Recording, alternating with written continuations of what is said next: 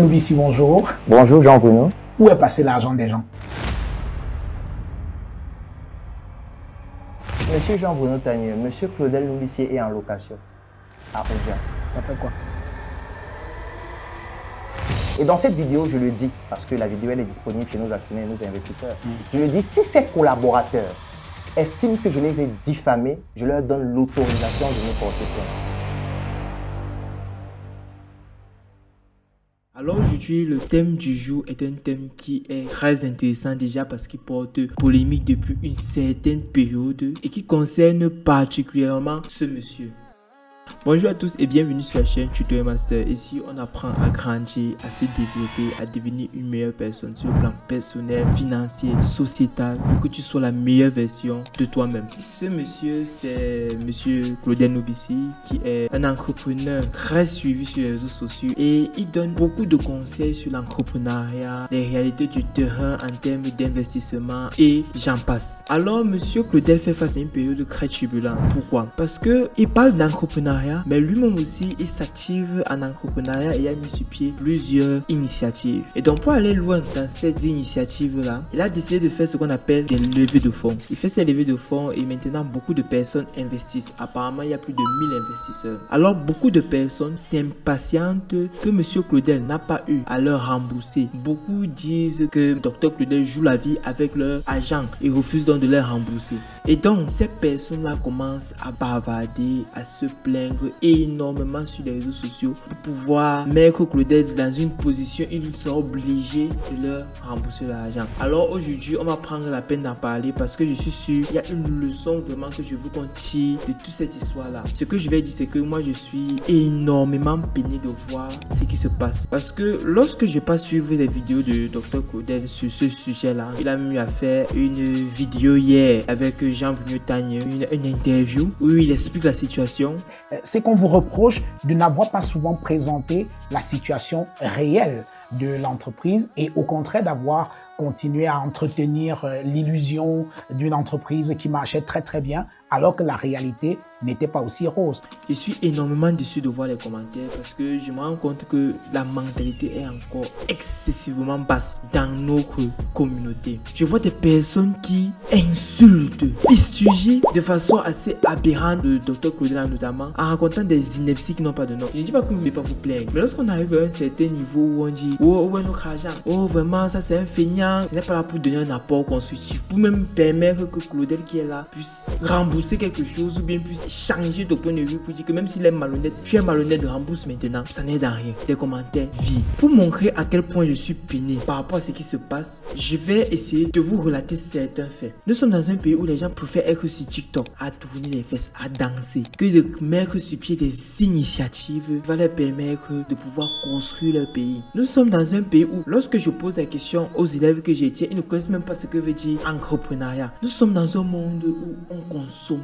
tout ce qu'il y a à consommer. Les réseaux sociaux, les matériaux que nous utilisons, ce ne sont pas nous. Même la nourriture que nous produisons, ce ne sont pas nous. Il n'y a rien. Nous sommes dans un pays comme celui-là. À contrario, maintenant, nous sommes dans un monde où des jeunes de 17 ans font des milliards de dollars. Des milliards ailleurs. Vous voyez des enfants de 9 ans qui te produisent des choses exceptionnelles. Là-bas, l'excellence est prônée à tous les niveaux. Et plus tu es jeune, mieux c'est. Nous sommes dans un monde comme celui-là. Et moi, je me dis que avec ces faits relatés, nous devons être encouragés en tant que jeunes à faire ce qui est bien, à faire ce qui est excellent. Moi, j'ai été énormément déçu de cet amalgame des réseaux sociaux en termes d'investissement qu'il y a eu parce qu'il y a plusieurs personnes qui ont été saccagées sur les réseaux sociaux par des lanceurs d'alerte à raison ou à tort, mais la plupart à raison, je s'estime. Et ça m'a fait un choc. Pourquoi? Parce que je me dis cette histoire n'a pas été bien portée par les personnes qui ont été, je pense, blessées ou bien par les personnes qui ont blessé. Dans ce cas, moi, je ne vais pas dire que je suis contre les investisseurs qui se sont plaints, mais je me dis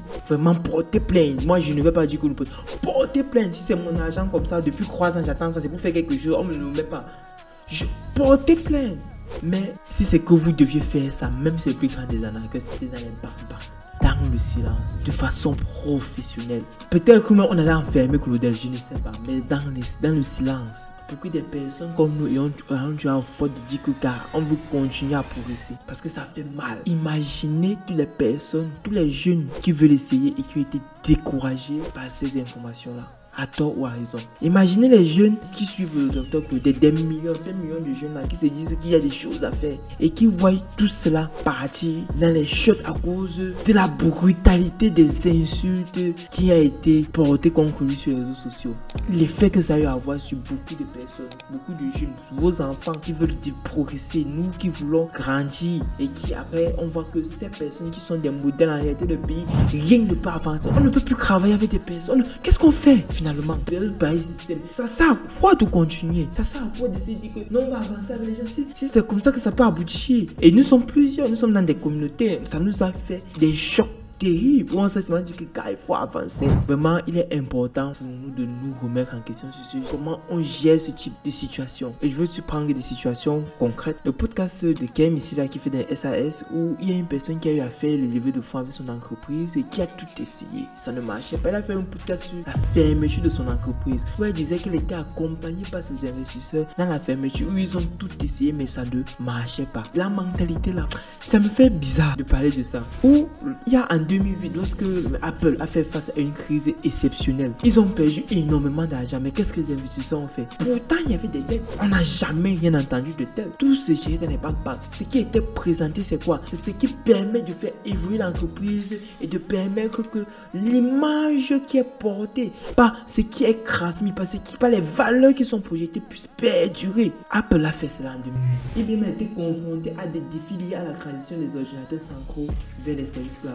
Mais cette période de transition-là n'a pas été de tout pour l'argent qui a été dépensé. Ils ont traversé ça. On n'a jamais entendu parler des difficultés. Les rapports qui sortent sont des rapports qui ne sont pas là juste pour fusiller, c'est pour donner un enseignement, une leçon de croissance. Essayons d'imiter le bon exemple de croissance parce qu'il faut qu'on grandisse. Il faut que nous qui avons décidé de soutenir les jeunes, nous soyons encouragés par les valeurs, par ce que vous nous présentez les aînés pour pouvoir grandir, pour pouvoir donner à la jeunesse des éléments qui vont s'appuyer pour pouvoir s'édifier, s'éduquer. Vous avez vu là-bas quelqu'un se plaindre et montrer que là-bas la vie n'est pas bien? Non. Parce qu'ils font ça, tout le monde veut continuer dans ce sens. Parce qu'ils voient que c'est ce qu'il faut faire pour être bien. Mais lorsqu'on veut construire des choses, on voit seulement que c'est seulement un bâton dans les roues à tous les coins de rue. On ne pourra jamais aller nulle part. On se dit que mais nous petits qui essayons, on va alors aller où? Montrez-nous le meilleur pour qu'on n'abandonne pas. Lorsque je vois une marque de choses comme Joka, je vous me dis enfin une industrie que je peux me reconnaître, que je peux aussi, que je peux réaliser. Quand je vois SM, je dis que je peux, effectivement, je peux ce qu'il a pu, je peux.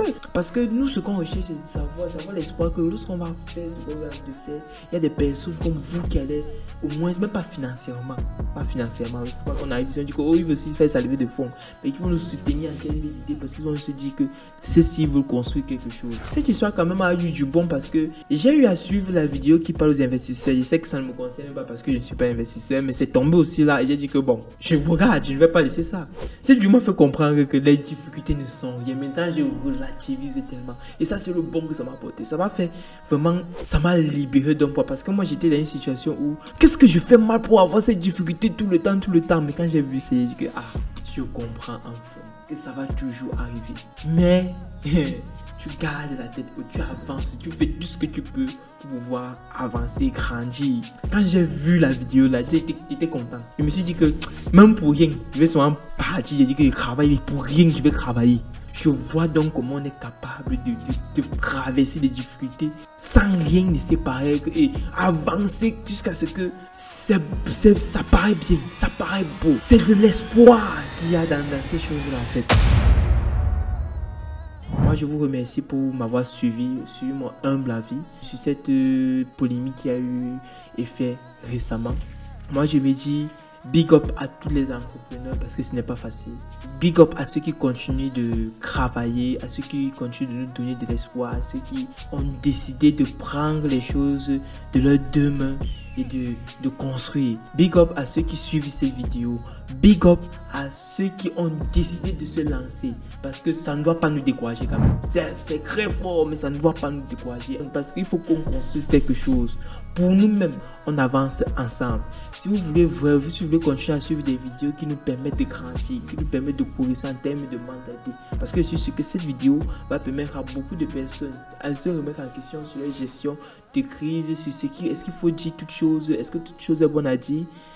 Pour ceux qui vont vraiment lire entre les lignes, suivre ce qui est à suivre, ils vont apprendre énormément.